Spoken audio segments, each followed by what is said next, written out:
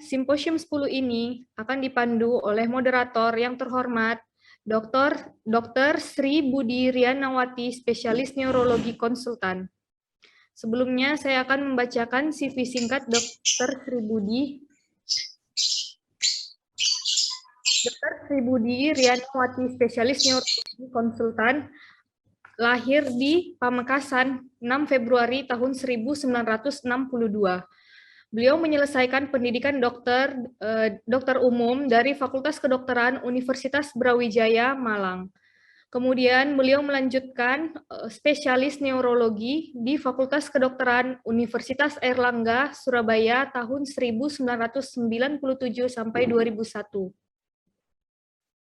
Beliau bekerja sebagai Ketua POKDI Neurobehavior Perdosi Cabang Malang.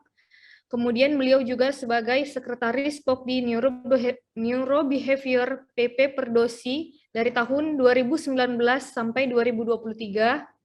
Beliau juga sebagai Ketua Komisi Subspesialis Kolegium Neurologi Indonesia dari tahun 2019 sampai 2023. Dan beliau juga sebagai Ketua Prodi Neurologi FKUB Malang tahun 2021 sampai 2025. Baiklah, untuk mempersingkat waktu, kepada moderator Dr. Sri Budi Rianawati, waktu dan tempat kami persilakan, Dok. Terima kasih, Dr. Sari. Apakah suara saya terdengar? Terdengar. Oke, terima kasih. Bismillahirrahmanirrahim. Assalamualaikum warahmatullahi wabarakatuh. Selamat siang. Perkenankan saya mengucapkan terima kasih kepada PPID, juga PP Perdosi yang sudah mengadakan acara ini. Tentunya acara yang bergengsi yang telah mengundang kami bertiga, saya sebagai moderator dan dua narasumber yang luar biasa tentunya pada sore hari ini. Karena jamnya memang jam yang sayup-sayup, semoga para peserta masih semangat. Ya, karena dua narasumber ini pasti oke sekali. Oke, saya mulai saja dengan pembawa materi pada sore hari ini. Yang pertama yaitu Dr. Sylvia. Saya bacakan CV-nya. Dr. Sylvia Francisca Lumempu, spesialis saraf konsultan, dalam hari ini neurobehavior, FAAN.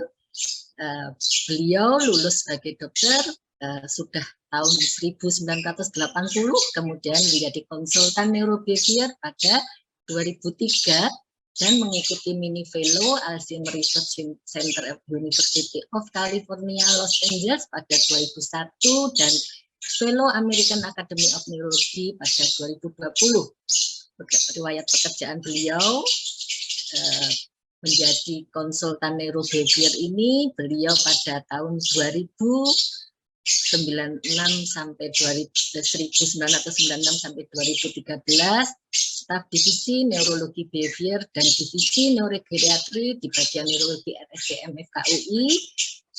Begitu juga beliau pada tahun 2006 sampai 2013 sebagai Ketua Divisi Neurobehavior, Neurogeriatri, Neurorestorasi dan Movement Disorder Departemen Neurologi FKUI RSDM. Kemudian pada tahun 2013 sampai 2019 beliau sebagai Ketua Subkomite Mutu Komite Medik Rumah Sakit Pusat Otak Nasional Jakarta sekaligus sebagai Kepala SNF Fungsional. Beliau menjadi dosen luar biasa FK UNER sejak 2021, kemudian juga beliau pernah menjadi tim pemeriksa kesehatan calon presiden dan wakil presiden pada tahun 2003 dan 2014, serta menjadi tim dokter kepresidenan RI 2014 sampai 2016. Organisasi yang beliau ikuti sampai saat ini anggota Perdosi Pusat dan Perdosi Jaya, anggota ID, kemudian anggota POKDI, Neurobehavior Perdosi Pusat, anggota WFN, anggota WSO, dan banyak lagi ya anggota AN. Untuk menyingkat waktu kepada Dr. Sylvie yang akan membawakan materi pada sore hari ini, siang menjelang sore, yaitu tentang mengenal demensia yang tentunya sangat penting buat diketahui oleh para dokter umum utamanya.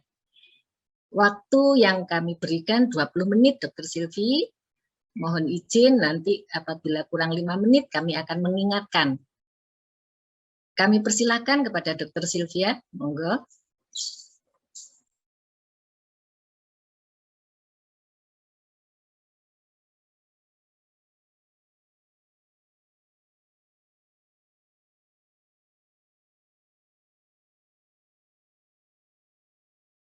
Suaranya masih mute, Dr. Sylvia.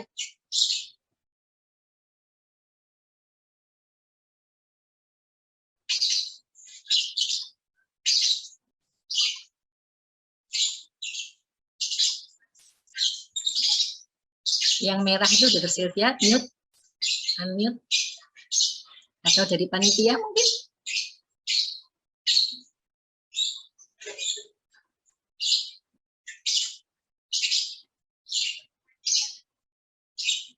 Saya Dr. Sylvia. Panitia mohon bisa dibantu kan?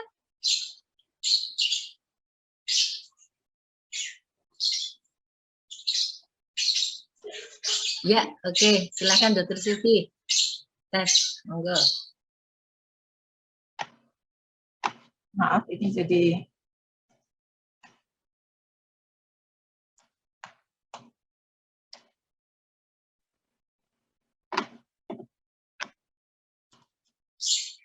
Sudah Dr. Sylvia, sudah dimulai. sudah masuk ini saya.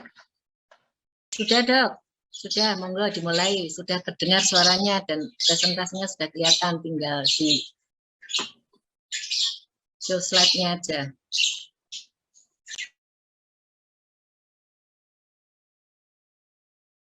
Share screen-nya saya ulang ya, maaf.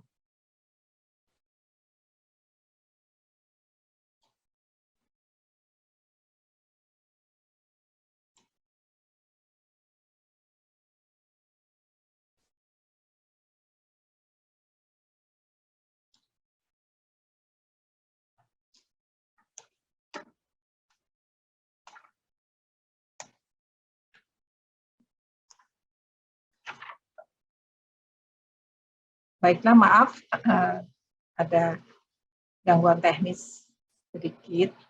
Selamat siang, salam sejahtera bagi semua peserta simposium virtual Medical Studium General dari Pengurus Besar Ikatan Dokter Indonesia, pusat yang bekerja sama dengan Perhimpunan Dokter Spesialis Saraf Indonesia.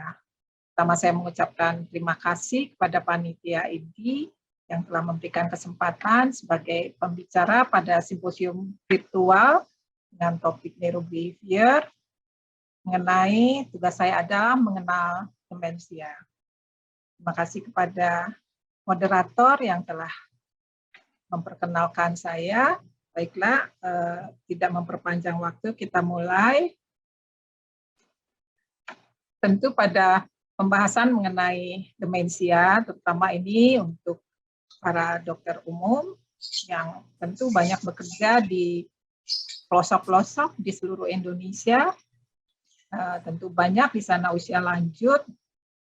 Pembahasan kita terutama mulai dari apa itu kognitif, kemudian demensia dan penyebabnya mengenai demensia Alzheimer, demensia vaskuler, demensia Lewy body, demensia frontotemporal, pencegahan dan deteksi dini. Slideshow, Dr. Sylvia. Terlihat? Di slideshow, Dokter. Oh, di saya udah jalan, tapi di ini belum ya? Belum. Slide-nya di slideshow, Dr. Sylvia. Izin Dr. Sylvia, slide-nya di slideshow dulu, baru di share screen, Dok.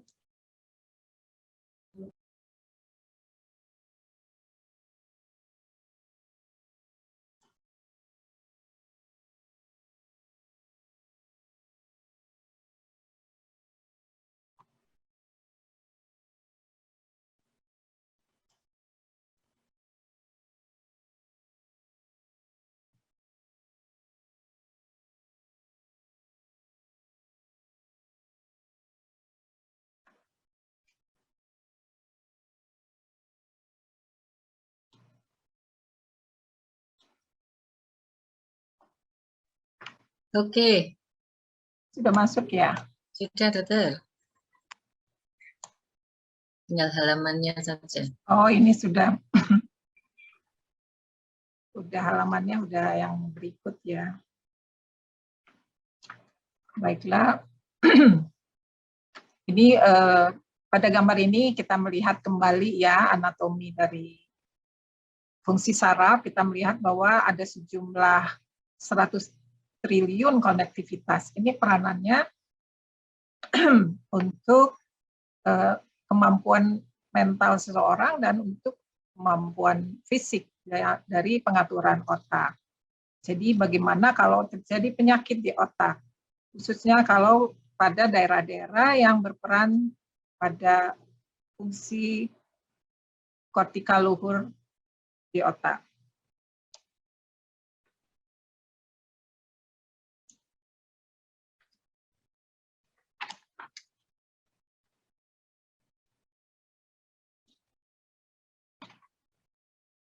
Mengenai fungsi luhur otak ini atau fungsi tingkat tinggi otak, kita lihat apa saja, yaitu fungsi kognitif, fungsi atensi, fungsi memori, fungsi bahasa, fungsi eksekutif, fungsi visospasial, dan juga ada fungsi non-kognitif. Di sini bagaimana pengendalian emosi, kepribadian atau perilaku, dan adanya apatis, delusi, halusinasi, depresi, dan lain-lain.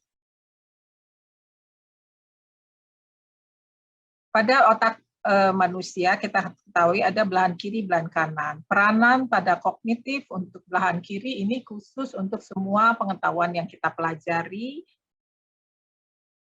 secara bahasa dan apa yang kita dengar, semuanya ini tersimpan di belahan otak kiri. Namun di belahan otak kanan ini peranan penting pada visospasial, sehingga pengetahuan yang tersimpan di sini berhubungan dengan visospasial, khususnya di bidang seni patung, seni lukis ya, dan juga orang yang aktivitasnya di bidang 3 dimensi, seni grafis, arsitek. Juga pada belahan otak kanan ini adalah pusat kita mengenal nada lagu, musik, dan juga peranan di sebelah kanan ini kreativitas, peranannya adalah belahan di otak kanan, dan lebih untuk menilik diri sendiri, peranannya di otak kanan. Kita masuk mengenai demensia, tentu bagaimana gejala demensia ini. Seperti tadi, ada apa saja fungsi kognitif, tentu ada gangguan memori, di sini kehilangan daya ingat yang secara bertahap, bisa memori baru dulu yang terganggu, memori lama masih tersimpan sehingga pasien bisa bercerita hal-hal yang lama sehingga tidak terlihat bahwa dia menderita gangguan daya ingat. Juga terjadi adanya gangguan konsentrasi dan orientasi. Kemudian ada gangguan fungsi bahasa, di sini terjadi kesulitan berbicara, memahami dan mengungkapkan pikirannya sendiri, atau gangguan membaca, menulis, kesulitan dalam mengikuti perintah. Selain fungsi bahasa, ada fungsi eksekutif. Di sini membuat penderita mengalami kesulitan melakukan kegiatan sehari-hari, untuk penilaian terganggu, penalaran, jadi bingung, dan gelisah. Selain itu, fungsi kognitif visospasial, di sini berhubungan dengan persepsi ruang. Kita lihat di sini akan terjadi kesulitan untuk mencari letak kamar mandi atau ruangan-ruangan di rumah sendiri, mudah hilang bila keluar rumah, tidak mengenal muka orang yang dikenal, bahkan bisa muka istri atau suami sendiri tidak dikenal. Dan tadi mengenai perubahan pada non-kognitif, kita melihat jadi pada penderita bisa terjadi perubahan perilaku atau kepribadiannya. Adanya gangguan emosi, menjadi apatis, kurang inisiatif, terjadi depresi, atau ada delusi, halusinasi, menjadi paranoid, atau yang menjadi agresif, agitasi. Selain itu, menyebabkan keseluruhannya tidak mampu untuk mengurus diri sendiri, jadi tidak mandiri lagi. Ini merupakan prinsip dari demensia. Bila masih mampu melakukan aktivitas sendiri, di mana gangguan ini kognitif masih ringan, tentu bukan disebut demensia. Jadi mengenai kriteria demensia itu harus ada 2 atau lebih dari 5 gejala penurunan fungsi kognitif di bawah ini. Jadi kita lihat gangguan ini sudah mengganggu kemandiriannya. Seperti tadi dijelaskan gangguan untuk mengingat. Jadi mengenai informasi baru dulu yang terjadi. Pertama, ini khusus pada demensia Alzheimer ya. Kalau pada demensia lain bisa saja bentuk gangguan kognitif yang lain yang awalnya terganggu.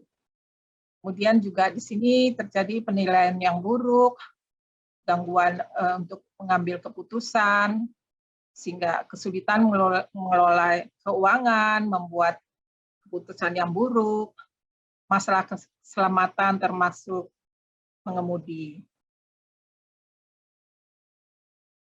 Kemudian di sini mengenai visospasial, di sini tadi telah diuraikan, gangguan terhadap 3 dimensi, dia bisa terjadi kesulitan berpakaian, kesulitan mengenali objek dan menggunakannya dengan benar, kesulitan mengenali orang. Fungsi bahasa yang terganggu akan terjadi gangguan untuk menemukan kata-kata sehingga berbicara menjadi tidak lancar dan juga adanya kesalahan pengejaan misalnya, atau juga terjadi gangguan kesulitan membaca.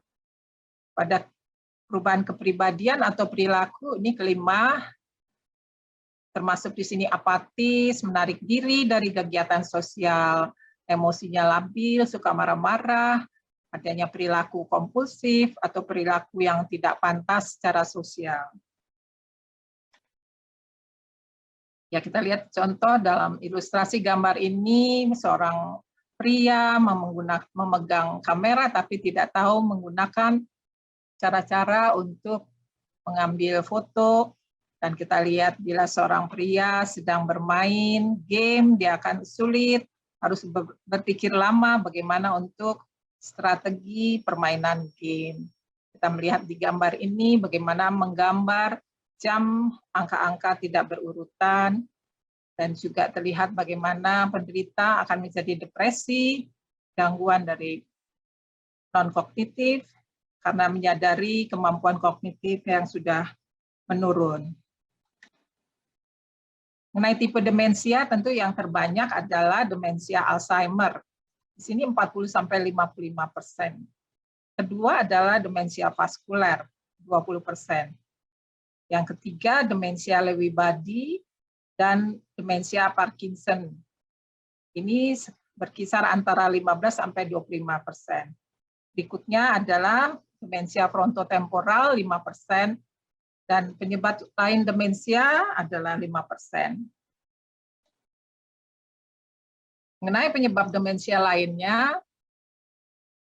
cedera otak traumatis, misalnya disebabkan kecelakaan mobil, jatuh dari tempat tinggi, infeksi pada sistem saraf pusat, misalnya encephalitis, infeksi HIV, dan juga adanya penyakit Creutzfeldt-Jakob.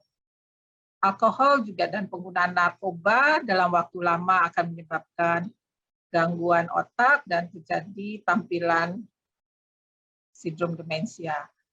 Penyebab demensia yang reversible artinya bila diterapi dia akan perbaikan. Orang yang sering menggunakan alkohol, adanya tumor otak, adanya hematoma subdural, adanya hidrosefalus dengan tekanan normal, gangguan metabolisme seperti kekurangan vitamin B12, rendahnya kadar hormon tiroid, yang disebut hipotiroidisme, ini semua bisa diterapi. Demikian juga pada penderita hipoglikemi, karena gula darah yang rendah, kita akan bisa melihat pada pasien-pasien diabetes yang sudah menjalani diet, kemudian menggunakan obat-obat diabetes yang dosis terlalu tinggi, bisa terjadi hipoglikemi, dan ini akan terlihat gambaran seperti orang yang sudah demensia, tapi fase akut. Juga ada gangguan neurokognitif yang karena infeksi HIV. Jadi yang reversible ini bila diterapi dengan baik, dia bisa terjadi perbaikan. Kemudian demensia ini juga ada yang progresif cepat perjalanannya. Disingkat RPD, Rapidly Progressive Dementia. Demensia ini berkembangnya cepat dalam hitungan minggu atau dalam hitungan beberapa bulan. Dan RPD ini jarang terjadi, namun seringkali sulit didiagnosis. Diagnosis dini perlu dan akurat sangat penting ya, karena penyebab RPD dapat diobati. Mohon maaf Dr. Sylvie, waktunya kurang 5 menit, bisa Ya. dipercepat. Kemudian ini kita lihat di sini apa saja yang dapat menyebabkan penyakit autoimun, penyakit Alzheimer yang atipikal. Ini yang karena genetik, ini juga khas gejalanya tidak sama yang tipikal, jadi bukan memori yang menurun dulu. Kemudian penyakit prion, infeksi otak, gangguan aliran darah di otak, terkena paparan racun, kekurangan vitamin, tumor otak, ini semua gejalanya bisa cepat. Jadi bukan seperti penyakit Alzheimer yang perjalanannya perlahan-lahan. Nah, mengenai demensia Alzheimer, kita ketahui bahwa demensia yang terbanyak, tapi bila belum terjadi gangguan yang berat, ada fase yang disebut gangguan kognitif ringan atau MCI. Kita lihat bahwa sindrom ini tadi sudah dijelaskan bila lebih atau sama dengan 2 fungsi kortikal luhur yang terganggu dan mengganggu aktivitas sehari-hari, baru penyakit Alzheimer ini menjadi disebut demensia Alzheimer. Ini contoh, kita lihat gambar dari otak yang tidak sehat, ini otak yang sehat ya. Ada penyakit Alzheimer, ini atrofi yang terlihat beda dengan yang normal. Dan ini adalah gambaran patologi dari beta amyloid yang merusak sel-sel sekitarnya, dan juga ada tau protein yang berada di dalam sel neuron akan merusak dari dalam. Ini juga gambar ilustrasi yang kita lihat, ini tau protein di dalam sel neuron, dan ini plak beta amyloid yang merusak sel-sel saraf dari luar. Perjalanan dari penyakit Alzheimer sendiri itu dalam 2 tahun ini belum terjadi ada gejala, disebut preklinik penyakit Alzheimer. Dan dalam 1 sampai 5 tahun ini perjalanan dari gangguan kognitif yang ringan dan kemudian menjadi kriteria demensia dalam perjalanan bisa 10 sampai 20 tahun tergantung pada penderita ini. Bila ada faktor risiko vaskuler sehingga terjadi kerusakan lebih cepat, dia bisa lebih cepat menjadi grade yang severe, dari yang ringan, sedang, beratnya akan berjalan lebih cepat.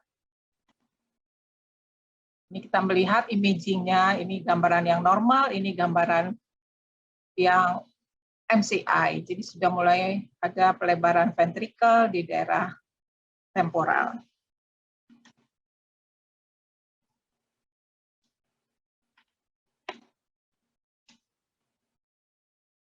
Ini gambaran dari atrofi pada penyakit Alzheimer. Kita melihat ada global atrofi di kortikal, ini terlihat terutama di parietal. Ini kita melihat hipokampusnya yang mengecil, ini khas ya, hipokampusnya mengecil. Begitu mengenai demensia vaskuler. Di sini 2 menit lagi, Dr. Sylvie. Ya, demensianya ini terlihat terkait dengan cerebrovaskuler, adanya defisit neuro yang mendadak, dan klinisnya kognitif menurun bertahap seperti anak tangga. Diagnosa biasanya akan dilihat setelah 3 bulan stroke terakhir. Penyebab demensia vaskuler ini banyak, bisa multiple, pembuluh darah yang tersumbat, dan juga bisa pada pembuluh darah yang strategik, kemudian pembuluh darah yang mikrovaskular yang luas di daerah substansia alba subkortikal. Dapat juga karena perdarahan di otak. Ini contoh gambar dari yang multiple mikroinfark. Dan juga ciri-cirinya biasanya adalah gangguan dini gaya berjalan, sering jatuh, gejala awal gangguan berkemih, kelumpuhan pseudobulbar, perubahan kepribadian dan suasana hati, adanya defisit subkortikal seperti keterbelakangan psikomotor, juga adanya fungsi eksekutif yang terganggu.